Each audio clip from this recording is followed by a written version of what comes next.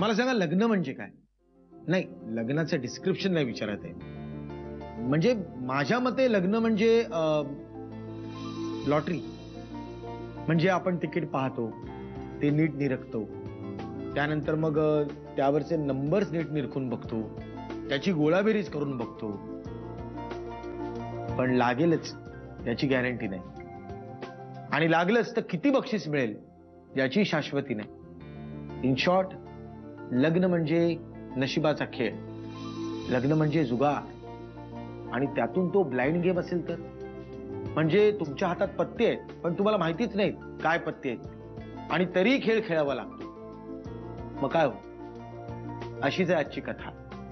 म्हणजे ते अपघातानेच भेटले, अपघातानेच त्यांचं लग्न झालं, आणि मग मधुचंद्राला गेले काहीही माहिती नसताना. आणि मग काय घडलं? हे लग्न तुम्हाला करता येणार नाही. का? ओ, मी इतकी लग्न लावून दिलीत, मला कसं करता येणार नाही? अहो, हे लग्न तुम्हाला करता येणार नाही म्हणजे हे लग्न आत्ता लावता येणार नाही. अहो, पण काय झालं? काय चुकलंय का आमचं? नाही, माझ्या मुलाला आत्ताच एक नवीन फ्लॅट आणि गाडीची ऑफर आली आहे. पाहिलं आमच्या मुलीचा पायगुण. अजून लग्न झालं नाहीये तर किती ऑफर यायला लागलेत मुलाला. हो, माझ्या मुलाचं त्या मुलीशी लग्न लावून देण्याच्या बदल्यात हे सगळं आम्हाला ते देणार आहेत. तुम्हाला हे जमत असेल तर सांगा, नाहीतर हे लग्न होऊ शकणार नाही. अहो, असं काय करताय? ठरल्याप्रमाणे सगळा मानपान केलाय तुमचा आम्ही, त्यात काही कसूर केली नाहीये. हो, आम्ही तुमच्यावरती काय जबरदस्ती केलेली नव्हती. तुम्हाला जर जमत नसेल तर तसं सांगा ना. हे चल रे, आपण दुसरीकडे जाऊ, चल. अहो अहो, असं करू नका हो. आमचा थोडा तरी विचार करा. सगळ्यांच्या समोर असा आमच्या इज्जतीचा कचरा करू नका हो. मी हो तर तुमच्या पाया पडतो. एक मिनिट, यांच्या पाया पडायची काही गरज नाहीये. हुंडा घेणे आहे पाप, या पापाला करूया साफ. कोण आहे रे हा? मी सौरभ चांदणे, थोर समाजसेवक. नाव तर ऐकलंच असेल. अजिबात नाही. अहो, पण बाबा मी ऐकलंय ना, हा माझा मित्र सौरभ. आणि काय रे सौरभ, हे काय चालवलंयस तू? बाजूला बरा, मी काय चालवलंय? अरे तुमचं काय चाललंय?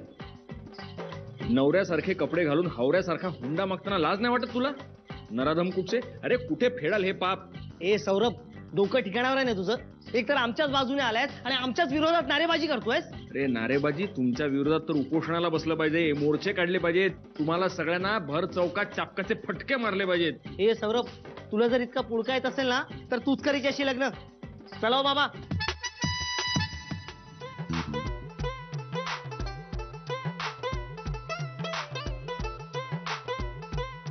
कमाल आहे ना, ओळख नाही पाळख नाही आणि थेट लग्न.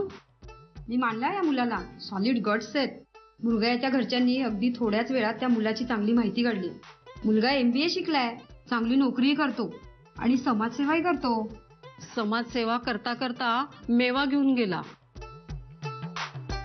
काय गंमत आहे नाही? म्हणजे सकाळपर्यंत आपण एकमेकांना ओळखतही नव्हतो आणि रात्री थेट हनीमून. पण आपल्याला काहीच माहित नाहीये ग एकमेकांबद्दल. तुला काय आवडतं? म्हणजे जेवणात? हा, सात्विक शाकाहारी जेवण मला फार आवडतं. डाळिंबीची उसळ तर खास आवडते. भाजी मला कुठलीही चालते. अरे देवा, मला तर तोंडली कुठली आणि गवारी कुठली हे ओळखता येत नाही. ताटात जर परमेश्वराचा पहिला अवतार नसेल तर अन्न जातच नाही मला. परमेश्वराचा पहिला अवतार म्हणजे? मासा. अरे परमेश्वरा. हा, म्हणजे पापलेट पासून खेकड्यांपर्यंत काही चालतं. नाही पण राहू दे, खाण्यापिण्याचं काय. तू तुझ्या तोंडाने खाणार, मी माझ्या तोंडाने खाणार. पण आपल्या आवडीनिवडी पार दोन टोकाच्या आहेत. कसं होणार आपलं? नक्की जुळणार, उत्तम जुळणार, 100% जुळणार. Opposites pole attract each other. म्हणजे लग्नात आवडी निवडी जुळणं महत्वाचं नसतं, महत्वाचं असतं हे. काय? एकमेकांना समजून घेणं. आणि म्हणूनच आपण लगेच हनीमूनला जाऊ. मला कळलंय तुम्हाला आत्ता काय होतंय, काय झालंय. खरंच? तुम्हाला खूप झोप आली आहे ना? हा? हो. नाही,